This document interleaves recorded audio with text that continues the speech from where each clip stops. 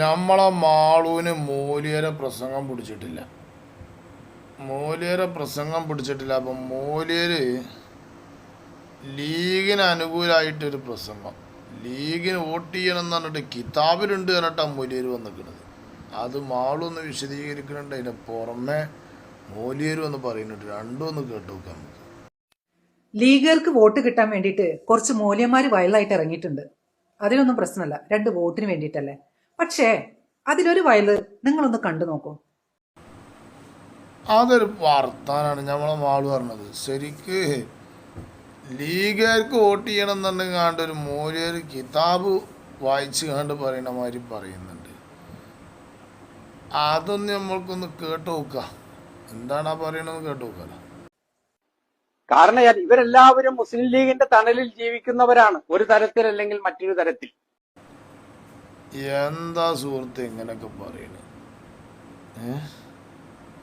ഒരു തരത്തിൽ അല്ലെങ്കിൽ മറ്റൊരു തരത്തിൽ മുസ്ലിം ലീഗിൻ്റെ തണൽ കൊണ്ട് ജീവിക്കുകയാണ്.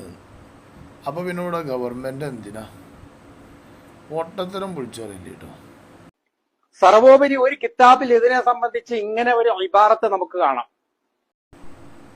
മൂലേര് ലീഗിന് വോട്ട് ചെയ്യണം എന്ന് പറഞ്ഞുകാണ്ട് കിതാബിലെ ഇബാറത്ത് വായിക്കുന്നുണ്ട്. സുബ്ഹാനല്ലാ, ഒന്ന് കേട്ടോ.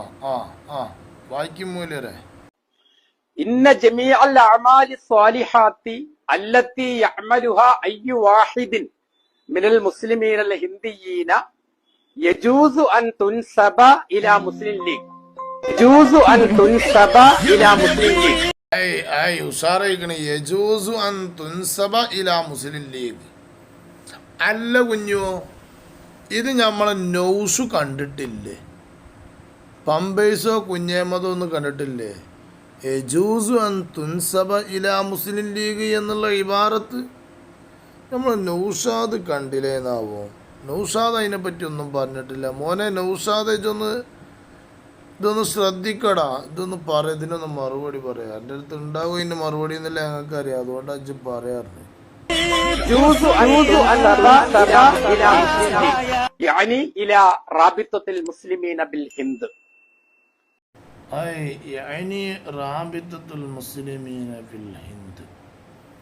ഭയങ്കര ഇബാറത്താട്ടോ. ലീഗിനെ പറ്റിയിട്ട് കിതാബിലും കണ്ടുണ്ടായിക്കണേ എന്ന് ലീഗ് ഇപ്പം മിഞ്ഞാന്നാ. കിതാബുകൾ നൂറ്റാണ്ടുകൾക്ക് മുമ്പ് മഹാപണ്ഡിതന്മാർ എഴുതി വെച്ച കിതാബുകളാട്ടോ.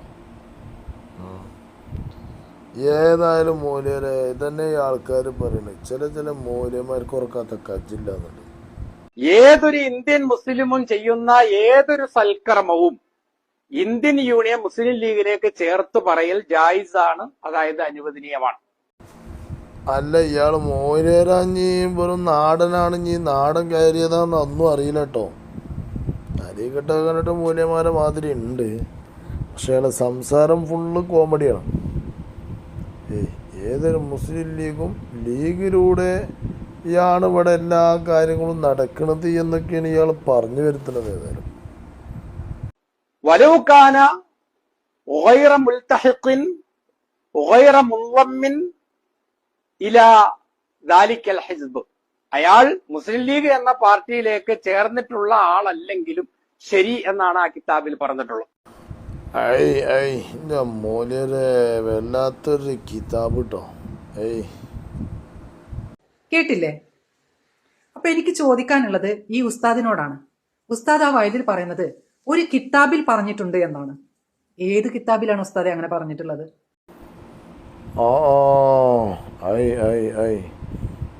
പെണ്ണ് ചോദിക്കണ മാതിരി ഏത് കിതാബിലാണ് ഉസ്താദെ അത് പറഞ്ഞിട്ടുള്ളത് എന്നാ ചോദിക്കണത്. ഏത് കിതാബിലാണ് പറഞ്ഞിരിക്കണത്? ഒന്ന് പറഞ്ഞു കൊടുക്കും മൂല്യരെ. മൂല്യത്തിന് വിവരമില്ലല്ലോ, ബാക്കി എന്തായാലും പറഞ്ഞ പറയട്ടെ. ഞങ്ങളൊക്കെ ഈ മതം പഠിച്ചിട്ടുള്ളതാണ്. അപ്പോൾ ഇങ്ങനൊരു ആയത്ത് എൻ്റെ ശ്രദ്ധയിൽപ്പെട്ടിട്ടില്ല. ഇനി മറ്റുള്ള മുസ്ലിങ്ങൾക്ക് പെട്ടിട്ടുണ്ടോ എന്ന് എനിക്കറിയില്ല. അവരും കൂടി അറിയാൻ വേണ്ടിയിട്ടാണ്. ഇങ്ങനൊരു ആയത്ത് ആരെങ്കിലും പഠിച്ചിട്ടുണ്ടോ? ഇങ്ങനൊരു കിതാബിനെ കുറിച്ച് നിങ്ങൾ ആരെങ്കിലും കേട്ടിട്ടുണ്ടോ? ഈ ഒരു കിതാബ് എന്ന് പറഞ്ഞാൽ പോരാ, ഏത് കിതാബ്? അതിനൊരു പേരുണ്ടാവില്ലേ? അപ്പോൾ അതൊന്ന് പറഞ്ഞു തരണം ഉസ്താദ്. ഇനിയിപ്പോൾ ഉസ്താദിന് തിരക്കാണെങ്കിൽ ലീഗ് അണികളാണെങ്കിലും ഇതിനൊരു മറുപടി തന്നാൽ മതി, ഏതായത്താണെന്ന്, ഏത് കിതാബാണെന്ന്. പിന്നെ അതിൽ പ്രത്യേകം പറയുന്നു ഇന്ത്യൻ മുസ്ലിങ്ങൾ അല്ലേ? അതെന്താ ഉസ്താദെ? ഈ പടച്ചോൻ പഠിച്ചിട്ടുള്ളത് ഇന്ത്യ മാത്രമാണോ? അതോ മറ്റുള്ള രാജ്യങ്ങളിലൊന്നും ഈ ലീഗ് അണികൾ ഇല്ലാത്തത് കൊണ്ടാണോ? അതൊക്കെ ഒന്ന് എനിക്ക് പറഞ്ഞു തരണം. എൻ്റെ ഒരു സംശയമാണ് പ്ലീസ്. കാരണം മുസ്ലിങ്ങൾ ഇന്ത്യയിൽ മാത്രമല്ല ഉള്ളത്, മറ്റു രാജ്യങ്ങളിലും ഉണ്ട്, എല്ലാ രാജ്യങ്ങളിലും ഉണ്ട്.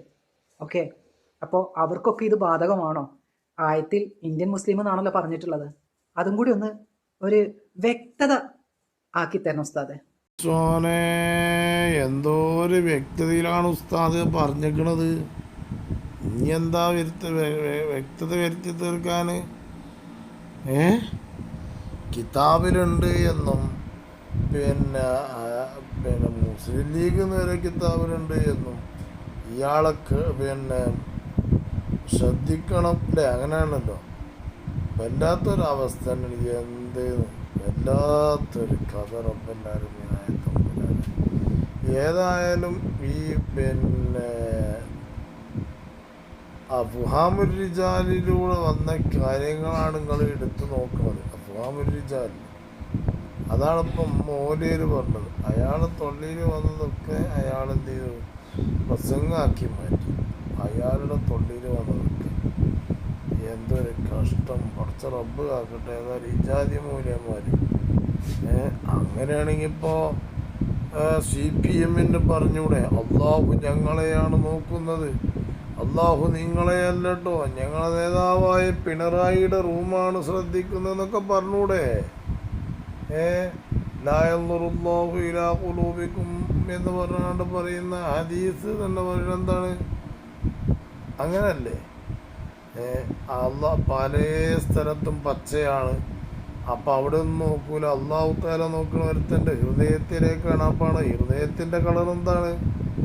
അത് ചുവപ്പാണ്. അപ്പം അള്ളാഹ് പിന്നെ CPM കാരനാണെന്ന് പറയേണ്ടി വരൂലേ? അങ്ങനെ ഓതാനോ ഓൽക്കും കഴിയൂലേ?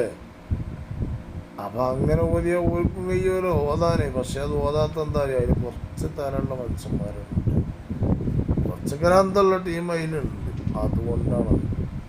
ഏതായാലും ഇനി ഒന്നെടുത്ത് കൊണ്ടെടുക്കണം. ഏതായാലും പോക്കാം.